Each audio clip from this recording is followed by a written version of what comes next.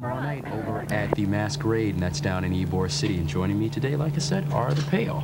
And I'm going to let both the guys in the band introduce themselves. My name's Brian. And I'm Dave. Right. So, who came up with brought us in here? Yeah, who brought you in here? Who brought you on this earth? No, who came up with the name The Pale? Tell me about that, the origin of the name. Dave, didn't you come up with that? Well, just look at us. Right.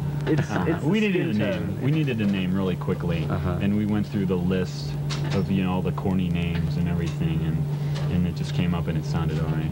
We were about to play somewhere, I don't even remember where, and we needed a name. So that just kind of stuck out. Ooh. Didn't the Beatles get their name that way? Probably so. So how long have you guys been together? About a year and a half, maybe. Yeah. And how did you meet? How did it all come about? We've been friends for about 3.5 years, 4 years. And musical partnership like Lennon and McCartney, huh? Oh, yeah.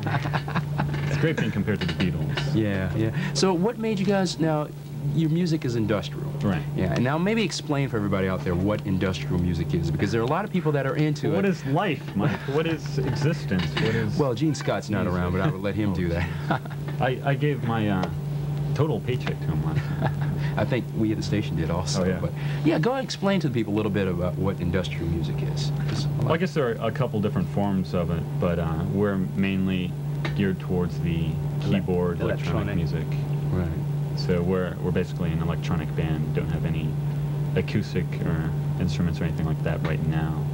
Now, do you feel that as a hindrance, just working with keyboards, as opposed to say like not working with guitars or drums or anything? It's probably better. I personally think that fewer the number of members in the band, the better the band is, because conflicts of interest and acoustic people tend to stay away from keyboards as much as they can, and vice versa, it seems. So that may be our main reason for staying away. Right. Now, there's a stigma, of course, that's always said with keyboard bands is... Stigma or stigmata? No. Let's keep Alan Jurgensen out of this. That keyboard bands really don't play from the heart. Nah. Where do we play from? The hell? I mean, have you experienced that before? People saying, "Oh, I like your music, but it's not really something from the heart." Have you No, not really. I mean, when people find out there's only 2 people in the band, they're usually pleasantly surprised. Yeah. Nothing really negative, Right. That we don't have any guitarists or anything like that. So. Right. Now, who are some of the band's influences? Who have you listened to in the past to sort of get your sound? Oh, Wax Trax. Yeah, the whole Wax Trax label.